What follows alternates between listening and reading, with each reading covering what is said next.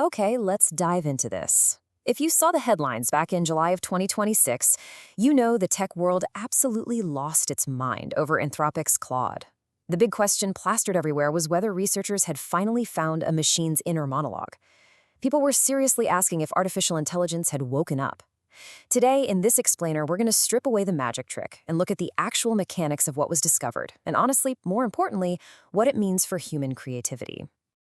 We've got a packed agenda today. We are taking a journey from the bare metal of silicon all the way up to the philosophy of the human soul. We'll start with the AI's inner monologue, contrast access versus phenomenal consciousness, explore the missing Taoist Shen, define praxis and biological friction, cross the semiotic bridge, and bring it all together by looking at your role as the human orchestrator. All right, let's jump into section 1, the AI's inner monologue. So this all stems from Anthropic's recent mechanistic interpretability research.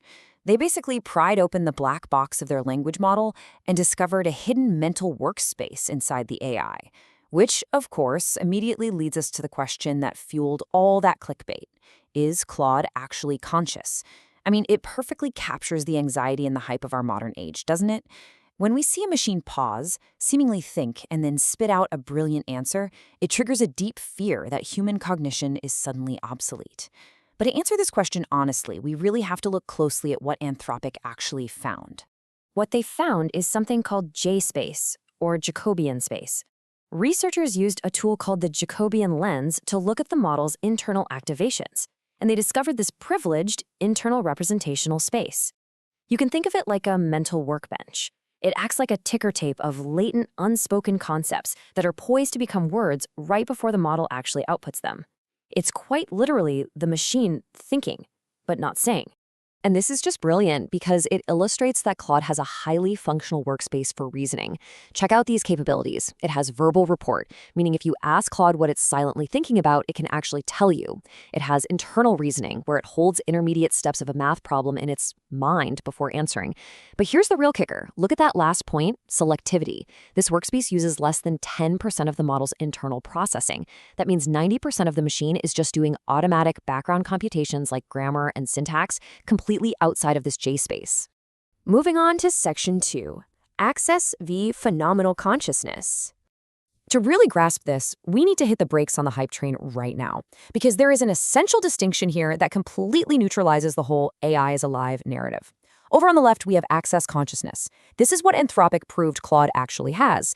It's a functional workspace. The machine has reportable, usable access to its own data. But on the right, we have phenomenal consciousness. This is subjective experience. It is the actual feeling of pain, the rush of joy, or subjectively experiencing the color red. Anthropic's research absolutely does not prove Claude possesses phenomenal consciousness. The machine, at the end of the day, doesn't feel a thing. Which brings us to section 3, the missing Taoist Sheng. So, if it doesn't feel anything, what exactly is truly missing inside that cold silicon processor? To understand this void, we can actually turn to ancient Taoist philosophy. Let's look at the concept of Shen. Shen is the spirit, the vitality that's deeply embedded in lived biological friction. A Taoist lens reveals that the machine entirely lacks Shen, and it lacks the spontaneous flexibility called Ziran. Why? Because the machine has never experienced the physical friction of reality. It has literally never stubbed its toe. It has no inner self, no messy social interactions, and absolutely zero survival instinct. Let's look at section 4, praxis and biological friction. Let's marry this Eastern philosophy with Western thought to define the true mechanical realities of human authorship. The philosopher Hannah Arendt gives us an incredibly powerful framework here. She wrote, "True creation is praxis, an active, engaged doing, inextricably tied to lived human experience." I just want that to sink in for a second. Authentic creation requires pushing your way through the messy, exhausting, deeply emotional maze of human life. An AI fundamentally cannot engage in praxis because it has exactly zero lived experience to draw from. So if it isn't a creator, what the heck is it? Cultural theorist Roland Barthes actually gives us the perfect term, a scripter. Generative AI is just a highly sophisticated digital scripter, or what we might playfully call a von Neumann Babblefish. It blindly ingests data, maps it to ridiculously complex math, and spits out a new format. It is a brilliant mimic and a phenomenal enabler, for sure, but it does not actually comprehend a single word or pixel it generates. And here is a staggering statistic that just completely shatters the illusion of machine intelligence. 80 to 90%.